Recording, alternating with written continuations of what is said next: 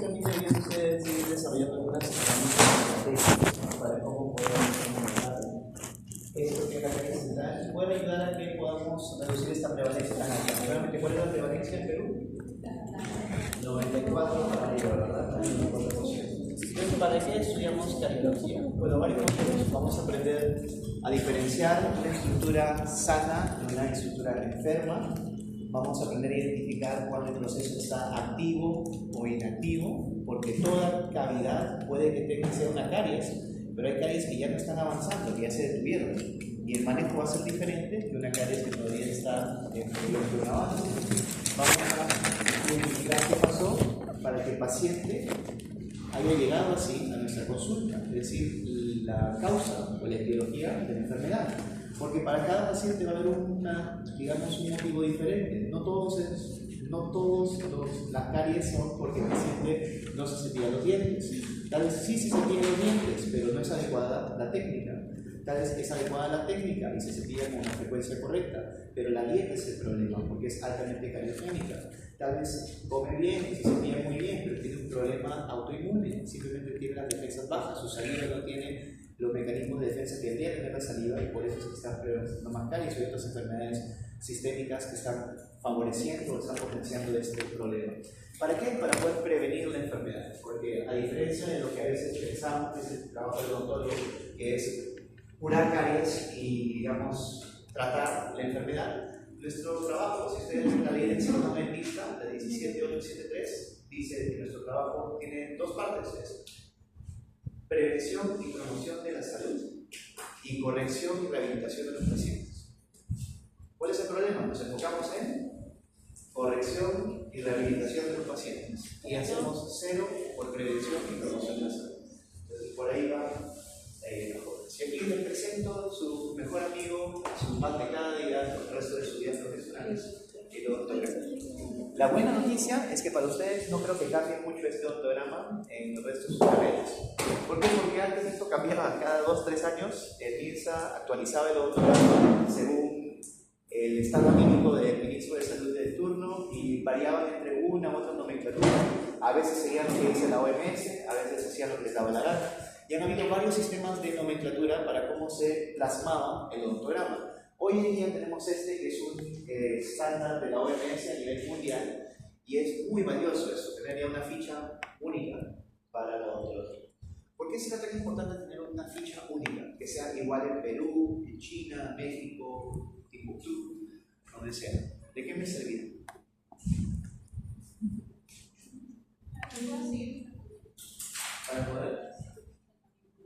Para poder leerlo, tal vez, ¿no? Porque, por ejemplo, tú miras este odontograma y tienes una idea de cómo es el paciente, su salud bucal. Lo lees y es una forma de interpretar. Tú ves esto y sabes qué te esperas ver en la boca del paciente. Exactamente, ¿verdad? Pero tienes que poder leerlo. Si no, es jeroglíficos. Entonces, el sistema de cómo se enumeran los dientes demoró muchísimos años de que se pongan de acuerdo. Porque han habido marchas y contramarchas. Originalmente el sistema de nomenclatura era así: de 1 a 16, de 17 a 32. Y de ahí seguían de 37 a los decimos, etc. Entonces, esa fue una opción. Después hubieron otras que hablaban de sextantes. Después decían, no, mejor cuadrantes. Por suerte quedó el tema de cuadrantes. De ahí han variado temas, por ejemplo, de cómo se escribían los números. Si usábamos 5.1, 1.1, 1.2, por ejemplo, a mí me enseñaron así. La pieza de establecer el sistema binomial, se usan dos números. El primer número de este sistema binomial me da el cuadrante y el segundo número del sistema binomial me da la posición de la pieza. ¿Ustedes ya llevan una función o están llevando? Sí.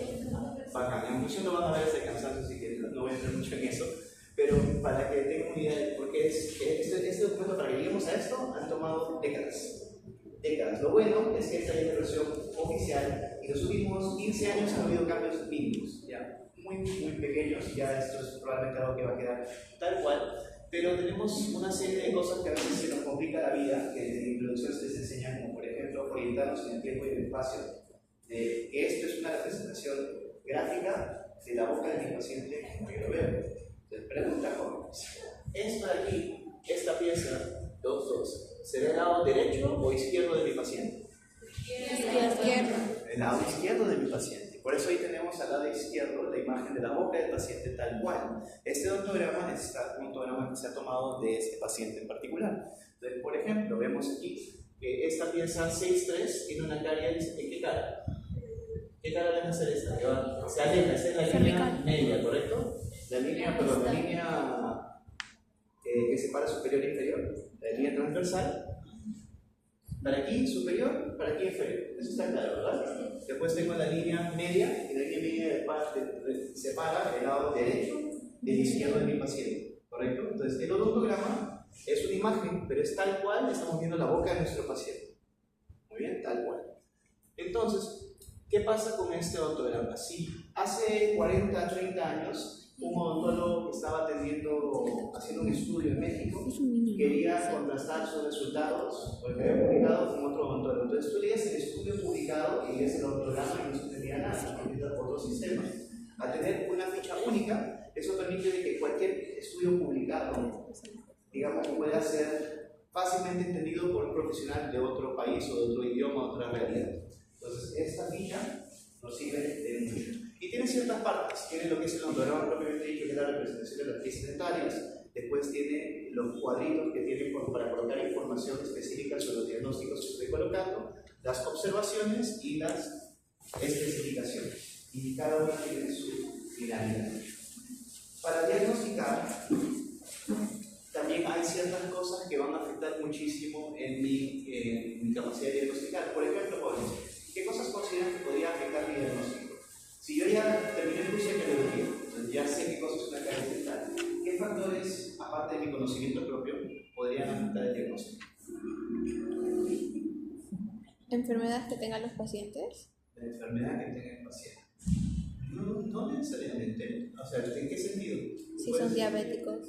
Si es diabetes, ok. Quiere decir que si es que hay factores de riesgo asociados a la enfermedad bucal, por ejemplo, diabetes, periodontitis. Ahí sí hay una relación directa, por ejemplo. En el caso de diabetes y caries, sí hay una relación. ¿Alguien sabe cuál es la relación entre diabetes y caries dental? Azúcar. ¿Qué azúcar? Sí, tiene que ver con el azúcar, que dio el clavo, es una acumulación de glucosa. ¿Dónde? La persona diabética, ¿dónde se le acumula la glucosa? En las encías. ¿En qué parte de las encías? En la encía marginal, ¿verdad? En el cuello, donde se une, donde está el perfil de emergencia del diente y está cubierto por la encía, es encía libre, ¿verdad? Es encía libre. Al fondo de ese surco, donde entra la sonda, ¿no? Hay ese ligamento periodontal, ¿correcto? Les explicaron en el inicio sobre el líquido crevicular. ¿Le suena menos líquido crevicular? Es un exudado que viene del ligamento periodontal y es un líquido que es como un plasma, pero contiene moléculas que deberían ser, por ejemplo, ahí vienen de defensa, algunas de las que evitan que vengan caries, pero en personas diabéticas, ¿qué tendrá ese exudado? Glucosa. Entonces, al tener glucosa, ¿qué tenemos ahí? Tenemos como un pequeño caldo de cultivo, ¿no? Y por eso, por ejemplo, las personas podrían hacer enfermedad periodontal y caries dental cervical en el caso de diabetes. Pero la caries y la diabetes no están tan uno a uno como en el caso de la periodontitis, porque sí está recontra comprobado que es hasta direccional, es decir, la periodontitis puede llevar diabetes como la diabetes puede llevar periodontitis. Pero en el caso de la caries me refería a qué cosas, ustedes son odontólogos y están viendo a su paciente, qué cosas podrían afectarme a mí para poder yo ver correctamente y diagnosticar correctamente, porque al final, ¿cómo yo diagnostico? ¿No? Al final, el método visual táctil. Y hoy vamos a ver, hay muchos, pero ese es el más utilizado. Lo que vamos a usar 99% del tiempo es el método visual táctil. Entonces, ¿qué cosas podría afectarme en mi diagnóstico para que no sea tan preciso y tal vez se me escape una carie por aquí o por aquí? Y te aproximan con qué? La visibilidad. Si está visible o no está visible, ¿está en una cara libre o está en una que está oculta? Por el te aproximan. Ok, perfecto. ¿Qué más me podría afectar? Si la pieza está húmeda o seca, ¿afectará la visibilidad? ¿Qué dicen? Los invito a hacer esto como un ejercicio en el espejo. Agarran un papel higiénico, un pedacito, doblen en 4 y sequen sus dientes y mírense en el espejo. Mírense primero normal, húmedos, ¿no? Y después secos. Y noten si ven diferencias. Es muy posible que detecten por ahí algunas manchas blancas, algunas lesiones incipientes, lo que es una pequeña mineralizadas, porque cuando la boca está húmeda no se puede visibilizar también, entonces la humedad afecta el diagnóstico. ¿Qué más puede afectar el diagnóstico? El grado de luz, mi fuente de luz. Si soy un consultorio, qué genial, porque tengo la lámpara que está enfocando justo donde quiero ver, pero si estamos trabajando aquí, como vamos a pasar en el aula, es muy posible que tengan que trabajar en condiciones ambientales. ¿La luz ambiental será óptima para el diagnóstico? No, para nada. En el caso por ejemplo, si el paciente ha comido, por ejemplo, también afecta muchísimo el tema de visibilidad. Pero hay varias cosas que van a afectar en el diagnóstico. Entonces, lo que ustedes van a desarrollar en el curso va a ser lo que es el ojo clínico. ¿Y qué es el ojo clínico? Es la capacidad de ver algo y discernir esto es, esto no es. Algo haya modificado, se podría decir. ¿Bien? Entonces, ¿qué vamos a observar? Cuando yo miro la boca de mi paciente, no solamente estoy viendo si caries, hay un montón de cosas que puedo saber sobre el paciente. Por ejemplo, puedo tener una idea de la edad del paciente, puedo tener una idea sobre la dieta del paciente, puedo tener una idea sobre su estado emocional. De hecho, claro, por ejemplo, una persona que sufre mucha ansiedad, mucho estrés, Un desgaste. va a haber un desgaste. Y el tipo de desgaste, si es aplanado o es postureo, no es el tipo de postureo que tiene.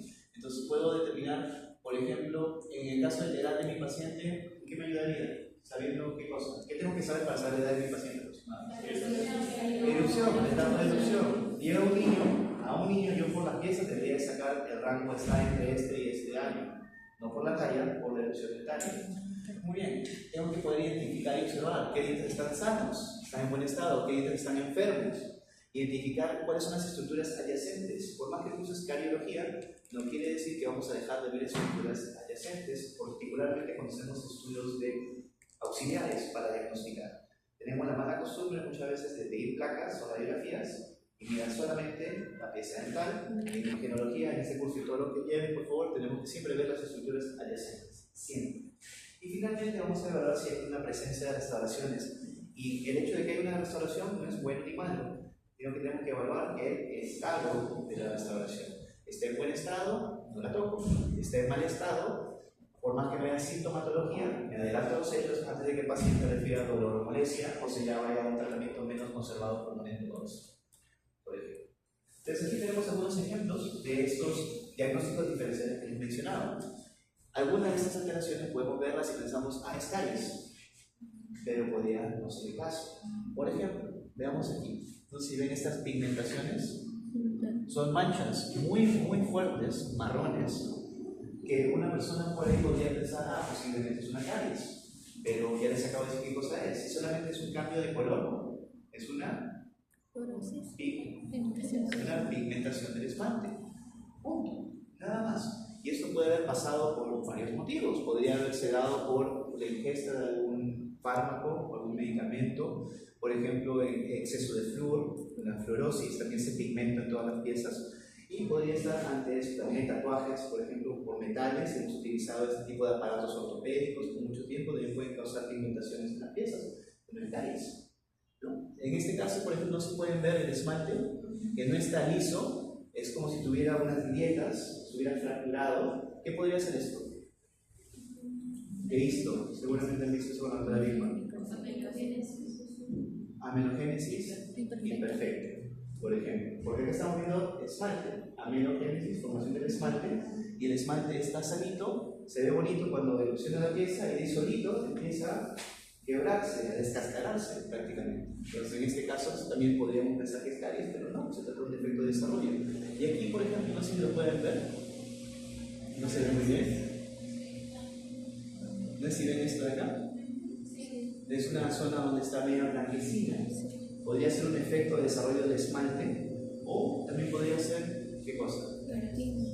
Antes de que se forme una caries. En una caries entendemos que hay una cavitación. Esa es una posible mancha blanca. Por ejemplo, las manchas blancas no son caries todavía.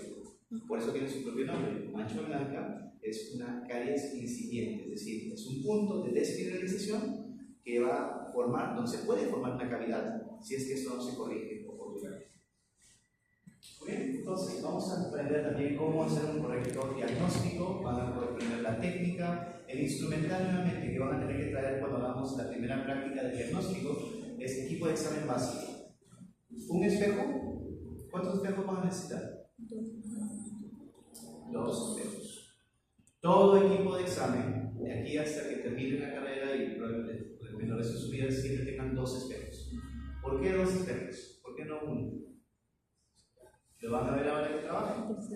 Un espejo es para distender los tejidos y acomodar al paciente como quiera, o mover su lengua, mover su carrillo, etc., para mejorar mi visibilidad. Y el otro espejo es para visión indirecta. Uno uso para ver, el otro uso para sostener a mi paciente como quiera.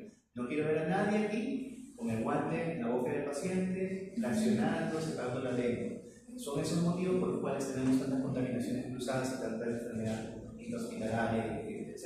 Entonces, bioseguridad. Bioseguridad significa no solamente usar el FFP, pero también usar, digamos, los aparatos correctos o adecuados para cada procedimiento. Si ustedes van a hacer, por ejemplo, voy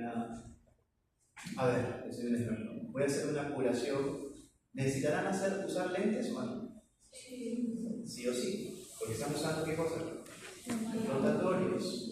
Mascarilla, podrán utilizar la quirúrgica o deberían usar la KN si están usando pieza de la KN. ¿Por qué la KN y no la quirúrgica? Ok, tiene un filtro, es más segura, pero ¿por qué necesito una mascarilla más segura si uso pieza de alta?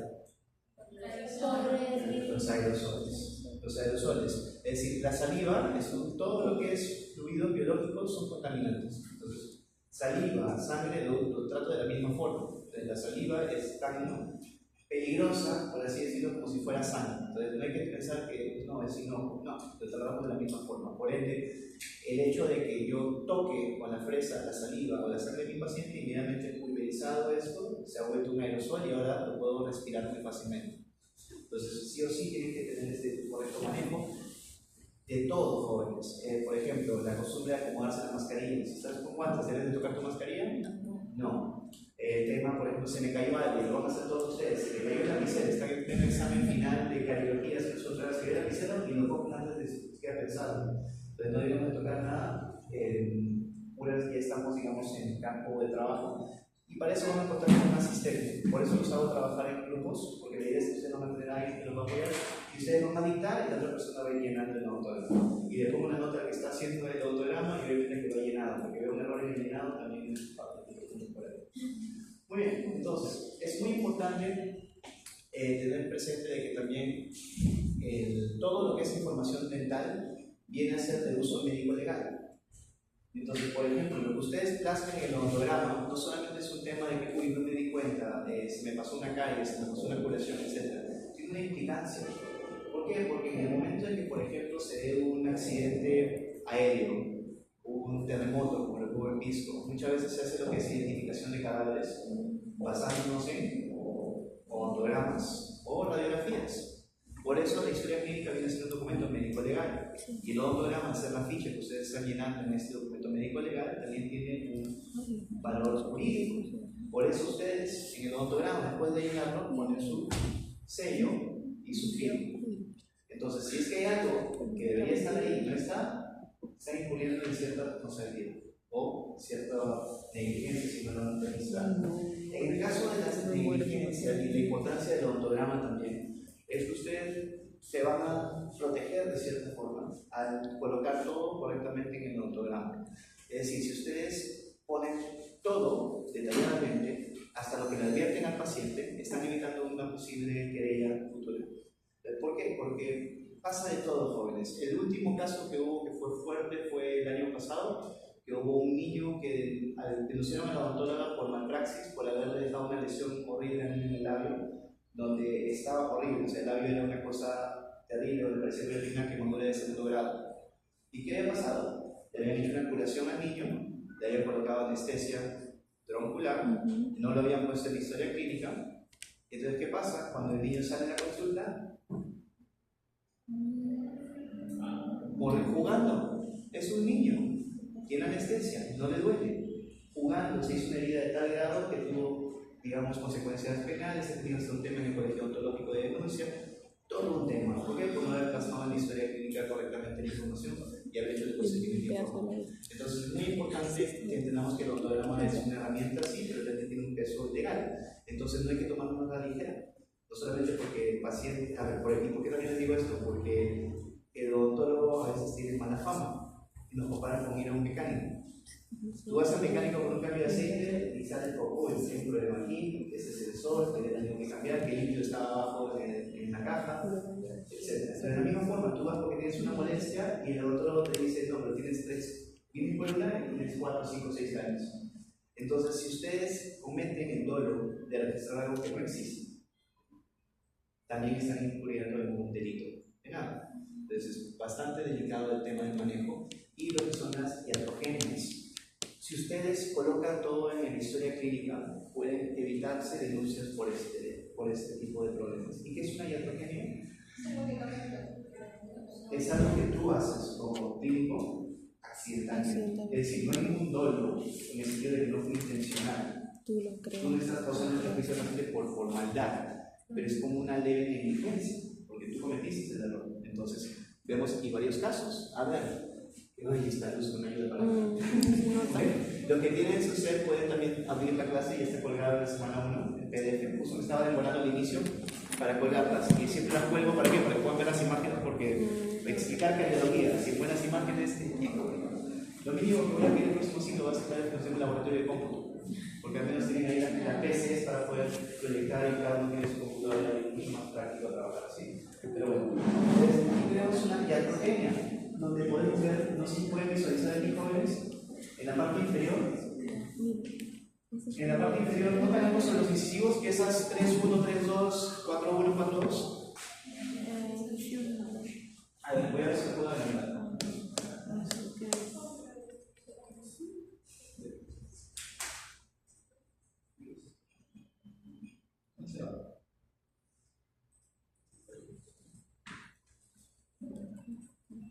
Tiene brackets, ¿no? Ajá. El paciente tiene brackets, efectivamente. ¿Y qué pueden notar? ¿Notan algo? Están desgastados. Okay. Los brackets no son el problema. Los brackets están colocados correctamente. ¿Qué pueden notar que sea diferente? ¿Alguno vio la foto en el teléfono? Se ve clarísima la imagen en la foto. ¿Dientes desgastados? No. ¿Cómo están las raíces?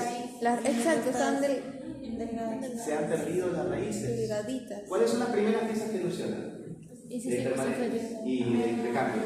Estas tienen tiempo, obviamente, porque dentro del recambio dentario son las primeritas que erosionan. Entonces, ¿cómo sería posible que estas raíces sean más chiquitas que los caninos, los premolares? Eso me dice que hay una risolisis.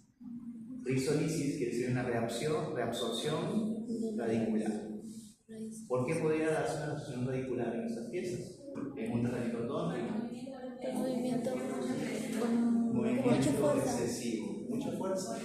Por querer apresurar un tratamiento, por ejemplo, pasa bastante, por algo es una especialidad en la ortodoncia. El paciente llega con un ortodoncista y el ortodoncista le dice, compadre, son 3 meses de tratamiento. Mínimo 24 meses, pero probablemente sería hasta 36. Y va a una segunda opinión, y llega con ustedes y dicen, no, pero usted lo termina en 18 meses. Pero y es posible, que lo termina en Bueno, fuerza excesiva hace que el hueso no tenga tiempo, así, recuerden el fisio, como dice reabsorción y oposición ósea, se mueve el diente, lo traccionas y se reabsorbe un poquito por aquí, se forma por acá, y va a funcionar de forma progresiva, pero si lo haces de forma exagerada, no le das tiempo.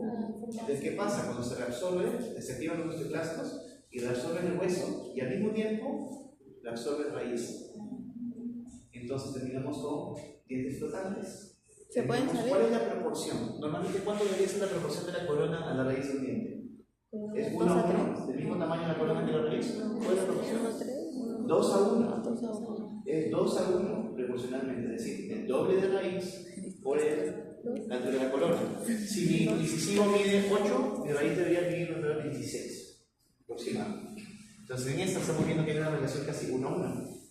La corona es casi el tamaño de la raíz, y es algo muy preocupante y da mucha lástima. ¿Por qué? Porque llegan pacientes así a varios casos. Mi esposo es ortodoncista, le llegan a cada rato y son pacientes que, para colmo, a veces son de otros especialistas. Por ejemplo, se fue la ortodoncista de tal clínica y ya hereda los casos. Y por algo se fue, porque ya sabía que se venía probablemente un tema legal. ¿Y quién se tiene que asumir la responsabilidad? El odontólogo que recibe el tratamiento y que al final va a terminar. Porque la denuncia le va a caer a los dos.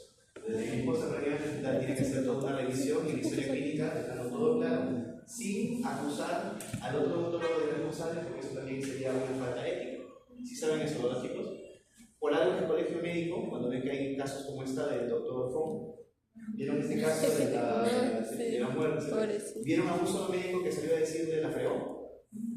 ¿Por qué? Pues no saben que la fregó. Todos saben que la fregó. Desde el presidente, desde el decano del colegio médico hasta alguien que está en el primer ciclo de medicina sabe que la fregó. Pero no es un espíritu del cuerpo, es un tema de normas éticas. Un profesional no debe de atacar a otro profesional por su labor profesional. Entonces es muy delicado, a mí me parecía hasta ridículo con el alumno, pero si hay cierta... se entiende. ¿Por qué? Porque no es raro en nuestro ámbito de odontología que se hable mal de colega.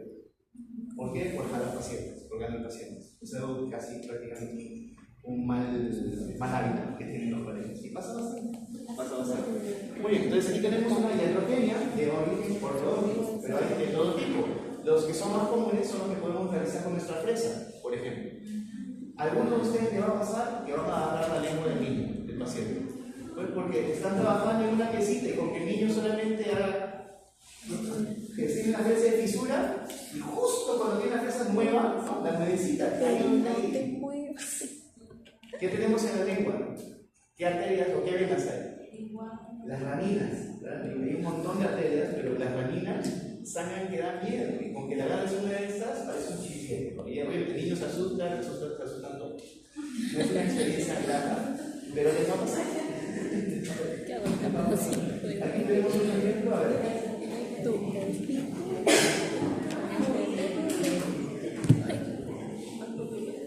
¿Pueden ver esta? Esa es clarita, ¿no? ¿Qué ha pasado aquí? ¿Qué le habrá pasado? Esta es una pieza. Ajá. Aquí no se ve nada. La han salido raíces. Puede traer una sábana. ¿Alguien tiene la fotito? Si tiene, muestre el desastre que han hecho. Eso es lo que fue una endodoncia. Al paciente se le quiso hacer una endodoncia y se ha ido por cualquier lugar menos hacia el conducto radicular. Cuando uno hace una endodoncia y pasa la gutapercha fuera del diente, se llama una percolación. Esto es un mal chiste, porque que te pase con uno, con un conillo, es una percolación. Esto es un caso exagerado, pero es algo que pasa muchísimo en la endodoncia. El paciente me paga para que le hagan una endodoncia. La idea es salvar su pieza dental. Mi tratamiento de endodoncia garantiza que tiene que hacerse una extracción iatrogénica. Yo tuve la mejor intención, pero por un tema tal vez de conocimiento, por un tema de dexteridad, porque no es mi área, no hago endodoncia mucho. Me enseñaron en pregrado, yo lo he hecho hace 10 años, pero no he tenido muchos pacientes esta semana, así que bueno, llegó un paciente con endodoncia a practicarlo, a recordar y a buscar mi cuaderno de cómo se hacía una preparación telescópica. Eso es lo que puede pasar para las especialidades. Muy bien, aquí vemos otro. ¿Cuál es el que ven esta imagen? Esos son materiales de restauración. ¿Son metales? ¿Es metal? Parecen metálicos por la imagen radiolúcida intensa, posiblemente, pero no necesariamente podrían ser resinas. La resina también tiene una radiopacidad muy fuerte, porque es radio opaco. Por eso radio opaco. Yo sé que confunde un poquito, pero van a tener que manejar la imagenología muy bien, porque para caries usamos muchísimo radiografías. Y en radiografías estamos viendo radiolúcido y radiopaco. Radiolúcido quiere decir que veo que algo se ha perdido. Veo algo pérdida de tejido duro, de estructura dura. Radiolúcido es una caries, es una imagen radiolúcida compatible con caries dental. Aquí yo veo esto y digo es una imagen radioopaca compatible con un posible material de restauración. Punto. Porque no sé más que eso, simplemente sé que es un material de restauración y una radiolúcida. Pero no tengo contornos. Una restauración debería estar solamente, reconstruyendo la pieza dental, respetando la anatomía original del diente. Imagen, ¿se ha respetado la anatomía?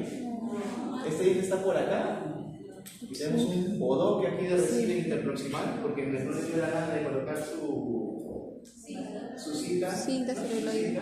o al menos saquemos, no sé, tu parafilm o tu cinta esta de celulosa, ¿no?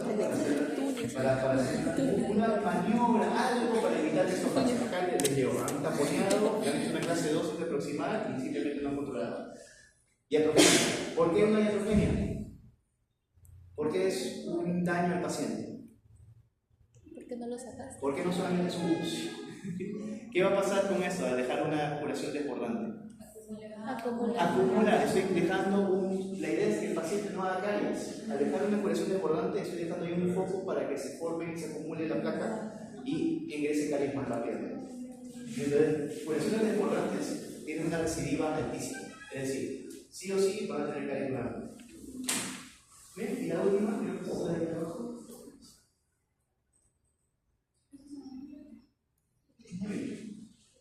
Sí, sí.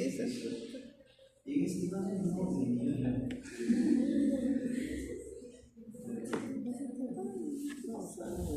y se ha retirado un pedazo de tejido. ¿Qué fue, profesor? Ay, no olvidé cuál es ese. Muy bien, chicos. Entonces aquí tenemos el resto de lo que son diferentes tipos de tratamientos que podemos encontrar en lo que son diagnósticos. Podríamos confundir en algún momento en una radiografía, por ejemplo, con material de obturación. Cuando tomamos una radiografía, vemos aquí, por ejemplo, jóvenes, que esta es una que vamos a utilizar más que nada para diagnóstico de caries. ¿Qué tipo de radiografías son estas? Periapicales. Van a aprender también a tomar una periapical que es genial para el diagnóstico de caries, que se llama la Bite-Wing o aleta de Morley. Aquí en el curso no vamos a tomar radiografías, a no ser, por favor, que dicen hacia la semana 10, 12, si no tienen oportunidad de salud. Si no tienen oportunidad con el doctor Vigo de tomar radiografías Bite-Wing, podemos aprovechar una sesión para que tomen estas, porque son las que sí o sí van a utilizar para el diagnóstico de caries. ¿Y por qué? Las Bite-Wing son geniales porque les van a salir tanto las superiores como las inferiores en una sola placa. Con tomar una derecha e izquierda ya tienen una gran herramienta para diagnosticar específicamente las anteroproximales, que son las que a veces se nos escapan. Ahora, esto de aquí, jóvenes, que ven aquí, se llama un mantenedor de espacio colado. En odontopediatría van a ver un montón de esos aparatitos. Por ejemplo, si yo tengo un niño que tiene, no sé, 4 añitos y tiene los incisivos centrales con caries para extracción, ¿qué pasa si el niño tiene 4 años y yo extraigo ese diente? ¿Qué va a pasar con ese espacio? ¿Se queda igualito? No, se puede cerrar. Se cierra. Entonces, todos los dientes buscan algo que se llama estabilidad tridimensional. ¿Qué quiere decir eso? Que sean estables los 3 sentidos: interproximal hacia el mesial, distal y el antagonista. ¿Okay? Esa es estabilidad tridimensional. Pierdes un punto de contacto y el diente va a buscar hacer ese contacto. Entonces, pierde una pieza distal, el diente se distaliza. Pierde una pieza mesial, el diente se mesializa. A veces se va completo, corre. A veces se inclina. Pero va a haber una alteración de la oclusión, sí o sí. Sí o sí. Entonces, ¿qué es lo que se utiliza en estos casos? Y eso es también parte de lo que es cariología, que es evitar de que hayan estos aparatos innecesariamente. No todos tenemos que colocar este tipo de aparatos fijos. Este de aquí es un aparato fijo. ¿Cuál es el problema con colocar un aparato fijo como mantener el espacio? La limpieza. ¿Qué piensa que podría generar un problema? Este, por ejemplo, es la pieza dental, ¿no? Y este es el mantenedor de espacio, este botoncito. Limpieza. La higiene. La limpieza. Yo lleno la boca de un niño de 4 o 5 años de metales fijos y tengo un montón de acumulación de placa. Entonces, con pinzas, si vamos a usar este tipo de mantenedores de espacio, se recomienda que sean estos que son removibles, porque ocurren este tipo de pigmentaciones, como por ejemplo hay la tinción por metales. Y aquí vemos cómo se ha colocado ese mantenedor de espacio, que es genial, pero miren lo que pasó en los dientes antagonistas.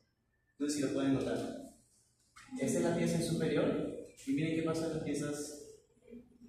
Hay una tinción por estas partes metálicas. Muy bien. En el caso de las prótesis fijas, también hay todo un tema de la selección del material, que puede ser una iatrogenia. Por ejemplo, en el caso de a ver, ustedes no han llevado fija todavía, entonces creo que esto lo podemos sacar porque explicar demasiado. Pero si entienden, vean la imagen. ¿Qué cosa ven mal en esta imagen? Todo. ¿Detectan algo fuera de lo normal? Hoy. La coloración de los sencillos. La oclusión, no. A ver, tengo una O sea, consulta. la mordida. ¿Qué pasa si yo coloco una prótesis metal cerámica en un niño? Si es en un solo diente, no hay problema. ¿Esta es una corona de un solo diente? No. ¿Qué cosa es? De todo. Un puente. Bueno. Entonces, imagínense, el niño perdió los dos dientes incisivos, entonces estoy agarrándome los laterales, ¿correcto? Entonces, ¿qué pasa si yo le pongo ese puente al niño de 4 añitos? ¿A qué edad se erupcionan los permanentes? A los 5 o 6 5 o años. 6. ¿Qué pasa cuando empiezan a erupcionar esas permanentes? Se quedan impactadas, porque no tienen forma de erupcionar. ¿Entendemos, verdad, jóvenes? Claro. Este niño tenía laterales, miren dónde están sus incisivos, permanentes. Se quedaron hasta ahí y no pudieron erupcionar. ¿Bien? Pero, ¿y por qué le puesto ese puente? Dime. ¿Por qué a veces se le pone puentes a los niños? Por un tema de, por eso es negligencia o ignorancia, porque no se debe colocar, si le pones una corona a un niño, se puede poner coronas piezas individuales, de hecho se usan mucho las coronas metálicas, por eso son las de más bajo costo, y al niño le deben preservar la masticación. Además que el niño es estético, a nadie le importa si el niño de 2 o 3 años tiene un pedazo de metal en la boca. Entonces se usan coronas de acetato o coronas metálicas, que ya vienen preformadas, solamente se corta y se cementan encima del diente. Los puentes no se utilizan en niños porque hay un recambio dentario, y el recambio dentario no es igual en todos. Por más que la secuencia dice primero sale el lateral, perdón, dice central, de ahí sale el lateral, de ahí sale el superior, de ahí sale el lateral superior, van a haber variaciones por un montón de motivos. Puede ser uno, genética. En tu familia erupciona primero tal pieza después de que esta. Puede ser alimentación, nutrición. Es decir, puede haber un retraso en la erupción dentaria porque el niño tiene una deficiencia de ciertas vitaminas. ¿Por qué se erupcionan los dientes? ¿Por qué erupciona un diente? La doctora Bisman les explicó eso, seguramente. Igual que les enseñaba. ¿Por qué erupciona un diente? ¿Qué hace que salga el diente que erupciona? La fuerza del... Fuerza. Ok, pero ¿quién hace la fuerza? ¿Quién tracciona el diente? ¿Quién lo jala? El ligamento periodontal. Las fibras del ligamento periodontal son las que van a traccionar al diente. Entonces, ¿qué pasa? Para que se forme el ligamento periodontal, ¿de qué está compuesto? ¿De qué tipo de fibras? Colágeno, perfecto, de bioquímica. ¿Cómo se forma el colágeno? Fibroblastos forman colágeno, pero hay una vitamina que sí o sí necesitan para formar fibras colágeno. La C, la vitamina C, es parte de la cadena que es para formar el colágeno. Entonces, si yo tengo una alimentación donde no tengo vitamina C, ¿qué pasa con ese niño? El diente simplemente no erupciona, se forma, está bonita, lo ves en la radiografía, pero no sale. Entonces, hay varias alteraciones. ¿Qué otras cosas pueden afectar la erupción dentaria? La pérdida prematura de piezas. Si el niño le han extraído las piezas adhesivas muy tempranamente, eso acelera la formación de las permanentes de erupción de las mismas. Entonces, a mí me asustó incluso el año pasado la cantidad de niños que tenían primeras molares permanentes. Ya en boca, niños de 4, muchísimos, de 3 y 4 años, ya tenían la primera molar permanente. Y me puse a buscar en la literatura porque me pareció rarísimo. Encontré que principalmente es debido a pérdida temprana o prematura de la primera y segunda molar de siglo. Acelera la formación de esto. Bien, entonces, el día de hoy, para ir terminando, porque digo que tengo un break, como les digo, van a tener que hacer un seminario. Vamos a sortear los temas del seminario, pero para poder hacer los seminarios, sí o sí tienen que buscar artículos científicos. Yo les estoy dejando un artículo cada semana sobre los temas que vamos a ir haciendo para que ustedes lo revisen, pero para el seminario obviamente van a tener que hacer una búsqueda sistemática de artículos, mínimo 3 artículos como fundamento, pero apunten a un poquito más. Creo que la mayoría de ustedes ya saben hacer una búsqueda. ¿Sí?